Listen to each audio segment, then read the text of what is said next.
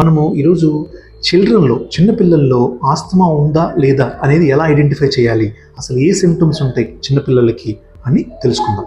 So చిన్నపిల్లలకి more కామన్గా ఉండే సిమ్టమ్స్ వచ్చేసి cough, frequent cough, especially winter క్లైమేట్లో నైట్ టైంలో ఎక్కువగా ఉంటుంది.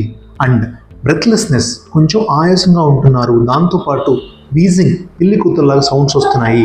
ఈ సిమ్టమ్స్ అన్నీ కూడా సీజన్ చేంజ్ అయినప్పుడు ఎక్కువగా ఉండి నార్మల్ ఎండాకాలంలో నార్మల్గా ఉండటము ప్లస్ నైట్ టైము ఈ సిమ్టమ్స్ ఎక్కువగా ఉండటము జరుగుతుంటే మీరు బ్రాంకియల్ ఆస్తమా ఉంది అని సస్పెక్ట్ చేయాలి.